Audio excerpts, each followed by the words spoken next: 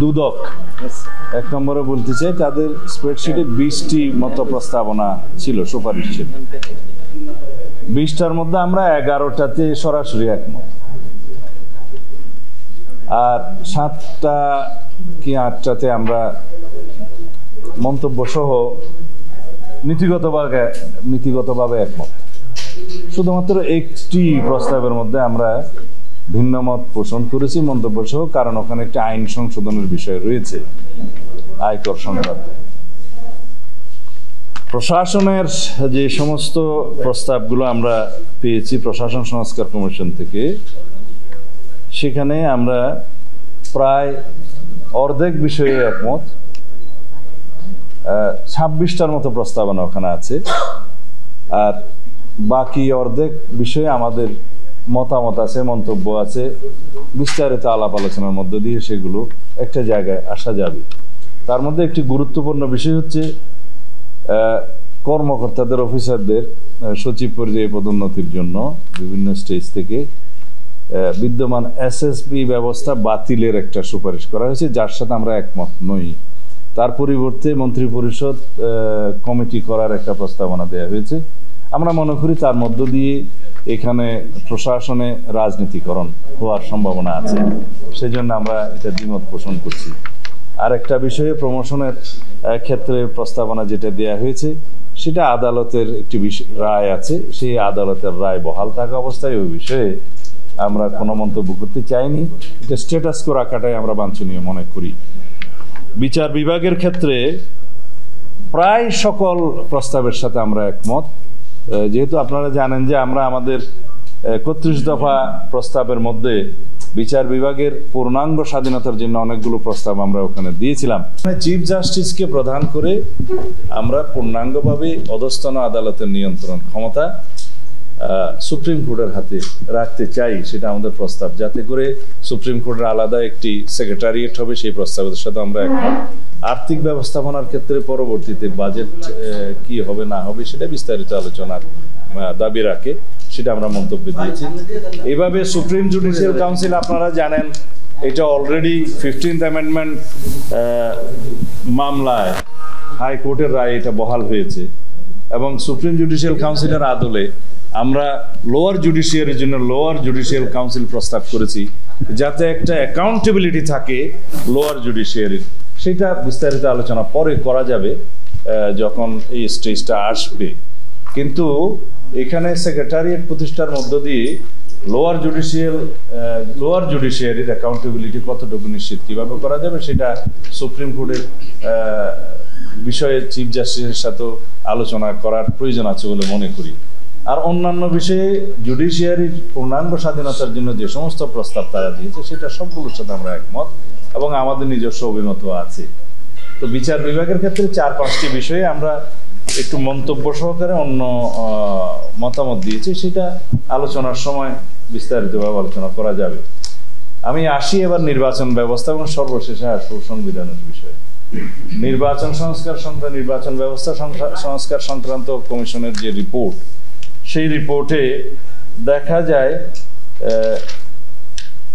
24টার মতো প্রস্তাব এখানে ওনারা দিয়েছেন, যার মধ্যে 27টির মতো প্রস্তাব দিয়েছেন নির্বাচন ব্যবস্থা সংস্কার সংক্রান্ত কমিশনের রিপোর্টে।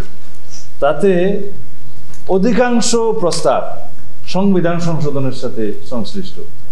তা আমরা ঠিক বুঝতে পারিনি যে নির্বাচন কমিশন সংক্রান্ত অথবা নির্বাচন ব্যবস্থা সংক্রান্ত কমিশনের রিপোর্টে কিছু কিছু বিষয়ে সংবিধানের সংশ্লিষ্টতা আছে, কিন্তু অধিকাংশ ক্ষেত্রে যেগুলো দেখা যায় যে নির্বাচনী সংস্কার কমিশনের কাজ নয়, নির্বাচন ব্যবস্থা সংস্কার কমিশনের কাজে সেখানে রিপোর্টে এসছে, এটা ওনারা ভালো এক্সপ্লেন করতে পারবেন।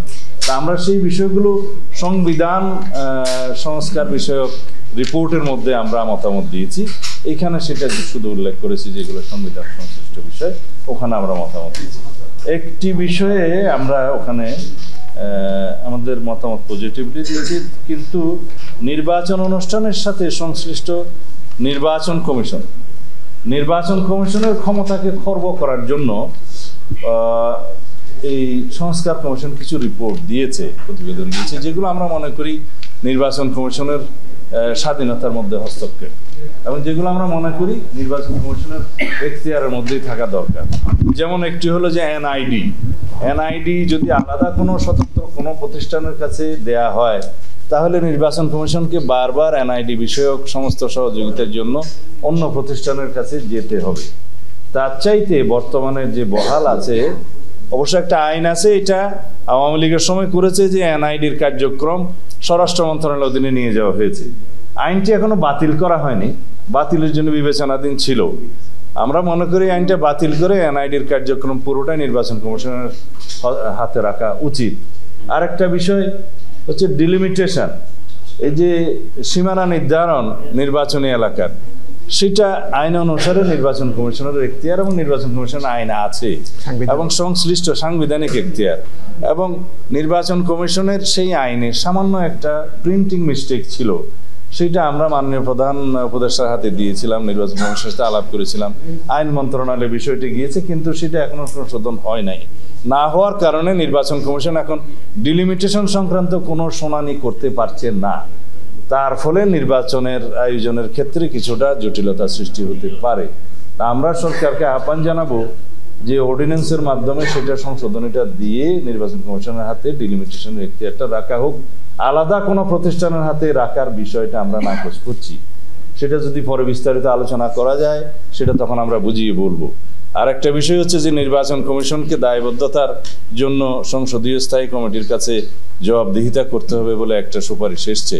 তাতে আমরা মনে করি যে নির্বাচন কমিশন বর্তমানে যারা আছে এবং ভবিষ্যতে যারা আসবে, তারা তাদের দায়বদ্ধতার জায়গাটা স্ট্যান্ডিং কমিটি পার্লামেন্টের কাছে না রেখে বিদ্যমান যে ব্যবস্থা আছে, যে সুপ্রিম জুডিশিয়াল কাউন্সিলের আওতাধীন আছে, যে একজন সুপ্রিম কোর্টের বিচারক যেভাবে অপসারিত হয়, সেই একই প্রক্রিয়াটা নির্বাচন কমিশন এবং আরও দুই একটা সাংবিধানিক প্রতিষ্ঠানের ক্ষেত্রে প্রযোজ্য। আর্টিকেল 96 অব দি কনস্টিটিউশনে সেটা বলা আছে, এবং নির্ধারিতভাবে 118 অনুচ্ছেদেও বলা আছে সংবিধানের, নির্বাচনী আইনের মধ্যেও সেটা থাকতে পারে। তো সেই হিসাবে আরও একটা যেখানে বড় অথরিটির কাছে অ্যাকাউন্টেবিলিটিটা আছে, সেখানে পার্লামেন্টের স্ট্যান্ডিং কমিটির কাছে, যেটা অনেকটা রাজনৈতিক সভা হিসেবে আমরা মনে করি, সেখানে নির্বাচন কমিশন মতো স্বাধীন সাংবিধানিক প্রতিষ্ঠানের জবাবদিহিতা রাখাটা উচিত মনে করছি না আমরা। তো এইবার আসি সংবিধান সংক্রান্ত। সংবিধানের প্রথমেই স্প্রেডশিটে যেটা থাকা উচিত ছিল যে প্রস্তাবনা, সেই বিষয়টা ওনারা স্প্রেডশিটে উল্লেখ করে নাই, যেটা 1 নম্বরে থাকা উচিত ছিল। সংবিধানের সবচাইতে গুরুত্বপূর্ণ এবং একটি প্রথম পৃষ্ঠার অংশ হচ্ছে প্রস্তাবনা, প্রিয়াম্বল নামে আমরা যেটাকে চিনি। সেটা পুরোপুরি পরিবর্তনের বা সংশোধনের একটা প্রস্তাব আছে, অনেকটা রিরাইটিংয়ের মতো, যেখানে 1971 সালের স্বাধীনতা যুদ্ধের সাথে 2024-এর গণ অভ্যুত্থানকে এক কাতারে নিয়ে আসা হয়েছে, যেটা সমুচিত বলে আমরা মনে করি না। এটাকে অন্য জায়গায় রাখার বা তফসিল অংশে রাখার বা স্বীকৃতি দেওয়ার বিভিন্ন রকমের সুযোগ আছে, সেটা আলাপ আলোচনার মধ্যে দিয়ে আমরা পরে প্রকাশ করব। কিন্তু সেই প্রিয়াম্বলটা আমরা চাই, যেটা পঞ্চদশ সংশোধনের পূর্ব অবস্থা, যেটা 5th অ্যামেন্ডমেন্টের পরে গৃহীত হয়েছিল বাংলাদেশের জনগণের সকল অভিপ্রায় অনুসারে, সেই জায়গায় বহাল থাকা উচিত। তারপরে ওনারা শুরুই করলেন রিপাবলিক দিয়ে, রাষ্ট্র দিয়ে, রাষ্ট্রের নাম পরিবর্তন দিয়ে, যেটাকে প্রজাতন্ত্র না বলে জনগণতন্ত্র বা নাগরিকতন্ত্র বা পিপলস রিপাবলিক অফ বাংলাদেশের ক্ষেত্রে বাংলায় বলছেন যে জনগণতান্ত্রিক বাংলাদেশ। আর রিপাবলিক শব্দ ইংরেজিতে কি থাকবে, পিপলস রিপাবলিক অফ বাংলাদেশ ইংরেজিতে কি থাকবে, কিন্তু বাংলার মধ্যে ওনারা নাগরিকতন্ত্র এবং জনগণতান্ত্রিক বাংলাদেশ লিখতে চান। সেটার কোনো প্রয়োজন আছে বলে আমরা মনে করি না দীর্ঘদিনের প্র্যাকটিসের মধ্য দিয়ে বাংলাদেশের মানুষ সেটা মেনে নিয়েছে রাষ্ট্রের নাম। এখন এই বিষয়টা দিয়ে যে আসলে কতটুকু কি অর্জন হবে সেটা প্রশ্নের দাবি রাখে, সেই জন্য আমরা এখানে একমত নই। আর তাছাড়া মৌলিক অধিকার এবং মূলনীতি এরপরে আসে। তো মূলনীতির ক্ষেত্রে ওনারা ব্যাপক পরিবর্তনের একটা প্রস্তাব ওখানে রেখেছেন। তা আমরা প্রস্তাব করেছি যে বর্তমানে সাংবিধানিক যে ধারাগুলো আছে, অনুচ্ছেদগুলো আছে, তার মধ্যে আলাপ আলোচনার ভিত্তিতে বিভিন্ন স্টেক হোল্ডারদের প্রস্তাব অনুসারে এই মূলনীতির মধ্যে যে প্রস্তাবগুলো আছে সেগুলোর হয়তো সংশোধনে আনা যায়, বাট আমরা আমাদের দলের পক্ষ থেকে পূর্ব অবস্থায় কনস্টিটিউশন সংশোধনের পূর্ব অবস্থায় বহাল রাখার জন্য আমরা প্রস্তাব করেছি। মূলনীতির পরে আসে মৌলিক অধিকারের বিষয়টি। ওনারা মৌলিক অধিকার এবং স্বাধীনতা নামে আলাদা একটা চ্যাপ্টার সংযুক্ত করার জন্য প্রস্তাব করেছেন, যেটা আসলে অনেকটা আমরা মনে করি যে অভিজ্ঞতা না থাকার কারণে, হয়তো যাদের পার্লামেন্টারি এক্সপিরিয়েন্স বা রাষ্ট্র পরিচালনার অভিজ্ঞতা না থাকার কারণে হয়তো এটা অভিমত আসতে পারে, অনেকে দিয়ে থাকতে পারে। কারণ হচ্ছে রাষ্ট্রের যেটা মৌলিক অধিকার জনগণের, সেটা এনশিওর করতে হবে রাষ্ট্রকে, নিশ্চয়তা বিধান করতে হবে রাষ্ট্রকে। সেই জন্য মৌলিক অধিকারের বাস্তব সিভিল এবং পলিটিক্যাল রাইটগুলো সীমিত। এরপরে আছে সোশ্যাল, কালচারাল এবং ইকোনমিক রাইটগুলো, সেগুলো রাষ্ট্রের সক্ষমতার উপর ভিত্তি করে গুড গভর্নেন্সের উপরে সবসময় ছেড়ে দিতে হয়, রাষ্ট্রের গভর্নেন্সের উপরে ছেড়ে দিতে হয়। সেই জায়গায় ওনারা জিনিসটা একটু মিলিয়ে ফেলেছেন, অ্যামালগামেট করে ফেলেছেন। সেটা আমরা আশা করি তাদেরকে বোঝাতে সক্ষম হব। এরপরে আসে নির্বাহী বিভাগ, আইন বিভাগ এবং বিচার বিভাগ, তারপরে সাংবিধানিক অন্যান্য প্রতিষ্ঠানগুলো, নির্বাচন কমিশন সহ। তো এখানে নির্বাহী বিভাগ, আইন বিভাগ এবং বিচার বিভাগের মধ্যে ওনারা যে সমস্ত প্রস্তাব নিয়ে এসছেন এবং যেগুলো কমিশনের কথা বলেছেন, specially the national constitutional council গঠন করে কিছু অনির্বাচিত ব্যক্তিদেরকে এবং প্রাতিষ্ঠানিক প্রধানদেরকে এখানে মেম্বার করে যে সমস্ত এখতিয়ার গঠন এবং ধরন এবং কার্যাবলীর কথা প্রস্তাব করা হয়েছে, তাতে করে দেখা যাবে যে রাষ্ট্রে নির্বাচিত জনপ্রতিনিধিদের তেমন আর কোনো গুরুত্ব থাকে না। তাই সেগুলো আমরা বলেছি যে এটা পুনর্বিবেচনা করা যায়, আলাপ আলোচনা করা যায়। রাষ্ট্র নির্বাচিত প্রতিনিধিদের দ্বারা পরিচালিত হবে, এটা হচ্ছে আমাদের সংবিধানের মূল জিষ্ট, আমাদের সংবিধানের মূল চেতনা। তো সেই জায়গায় এটা ক্ষতিগ্রস্ত হবে বলে আমরা মনে করি। আমরা দ্বিকক্ষ বিশিষ্ট পার্লামেন্টের প্রস্তাব তো আগেই আমাদের 31 দফাতে দিয়েছি, সেটা সবাই গ্রহণ করেছে। এটা একটা জাতীয় ঐক্যমত হয়েছে বলে আমার মনে হয়। এই জায়গায় তাদের মধ্যে কত সংখ্যা, সদস্য সংখ্যা থাকবে, আমরা একটা প্রস্তাব দিয়েছি, ওনাদের 105, আমরা 100-র মধ্যে সেই প্রস্তাবে আমাদের প্রস্তাব প্রদান করেছি, সেটা একমত। কিন্তু নিয়োগ মনোনয়ন প্রক্রিয়া কিভাবে তারা সিলেক্টেড হবে, সেটা আমরা সমাজের বিভিন্ন শ্রেণী পেশার বিশিষ্ট জন, যারা জ্ঞানী গুণী মানুষ, যাদের রাষ্ট্রীয়ভাবে অবদান আছে, তাদেরকে ওখানে অ্যাকোমোডেট করার জন্য এই বিধানটা আমরা প্রকৃতপক্ষে এনেছিলাম। সেই হিসাবে মনোনয়ন প্রক্রিয়া কী হবে না হবে সেটা পরবর্তীতে আলোচনা করা যায়। এখানে ওনারা যে প্রস্তাব করেছেন তার সাথে আমরা একটু ভিন্ন মত পোষণ করেছি।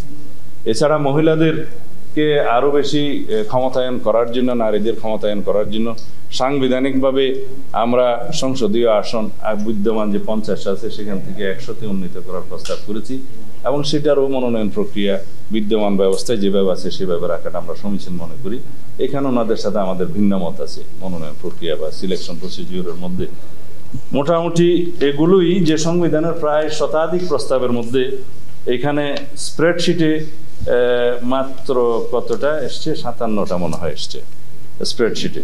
তো সেই জায়গায় আমরা মনে করি যে বিস্তারিত প্রতিবেদন দেওয়ার আমাদের প্রয়োজন আছে। এই বিস্তারিত প্রতিবেদন আমরা সংবিধানের স্প্রেডশিটের সাথে সংযুক্ত করেছি।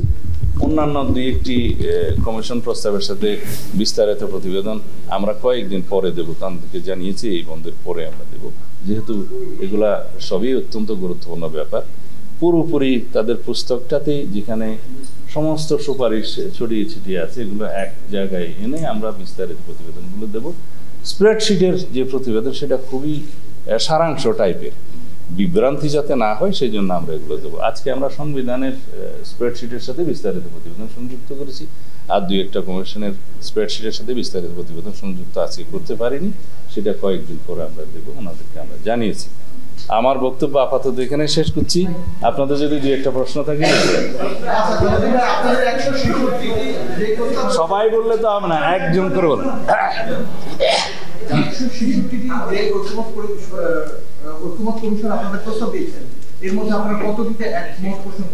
এতক্ষণ তো তাই বললাম, এটা আপনি যোগ করে দেখেন যা যা বললাম।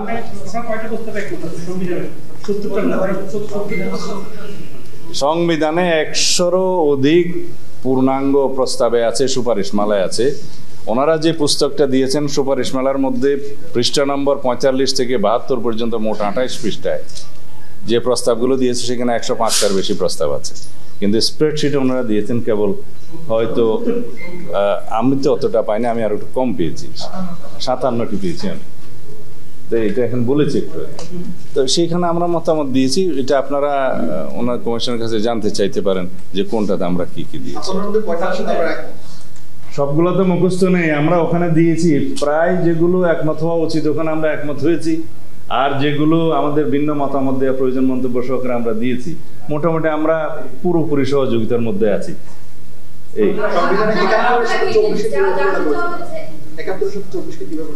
না, সংবিধানের প্রস্তাবনা যেটা প্রিয়াম্বল নামে বেশি সবাই চেনে আর কি, এইখানে ওনারা 1971 সালের স্বাধীনতা যুদ্ধের সাথে একই কাতারে 2024 সালের গণ অভ্যুত্থানকে নিয়ে এসছেন, যেটা আমরা মনে করি সমীচীন নয়। আগের প্রিয়াম্বলেই থাকা উচিত। 2024 সালের গণ অভ্যুত্থানের অংশটি আমরা সংবিধানের অন্য জায়গায় কিভাবে তফসিলে, চতুর্থ তফসিলে অ্যাকোমোডেট করা যায় সেটা পরে আলোচনা করা যায়। এখানে গভর্নমেন্টের কোনো লেজিটিমেসির অভাব আছে বলে আমরা মনে করি না। এটা সাংবিধানিকভাবেই এই সরকার গঠিত হয়েছে। আর্টিকেল 106 অনুসারে সুপ্রিম কোর্টের মতামতের ভিত্তিতে অ্যাডভাইজারি রোল হিসাবে যেটা আছে সেটার ভিত্তিতে এই সরকার শপথ গ্রহণ করেছে। দে আর ভেরি মাচ লেজিটিমেট। তারপরেও যদি লেজিটিমেসির কোনো সন্দেহ থাকে সেটার জন্য পরবর্তীতে সংবিধানে আমরা যখন অনেকগুলো সংশোধনী এবং রেটিফিকেশন আসবে তখন চতুর্থ তফসিলে সেটা অ্যাকোমোডেট করার একটা ট্রেডিশন আছে আগের থেকে বিভিন্ন সময়, যেটা ট্রানজিশনাল পিরিয়ডে যেটা হয় আর্টিকেল 150 অনুসারে সেই প্রভিশনটা সংবিধানে আমাদেরকে দেয়া আছে, সেই হিসাবে সেটা অ্যাকোমোডেট করা যাবে। আমরা সবাইকে ইনক্লুসিভ করেই এই রাষ্ট্র ব্যবস্থাটা সাজাতে চাই, বৃহত্তর রাষ্ট্রীয় কাঠামোগুলো সংস্কার করতে চাই, একটি শক্তিশালী গণতান্ত্রিক রাষ্ট্র বিনির্মাণের জন্য, বৈষম্যহীন এবং সত্যিকারভাবে একটি সুশাসন বা ন্যায় বিচার ভিত্তিক বাংলাদেশ গঠনের জন্য, যেখানে সবারই মর্যাদা থাকবে, সাম্য থাকবে।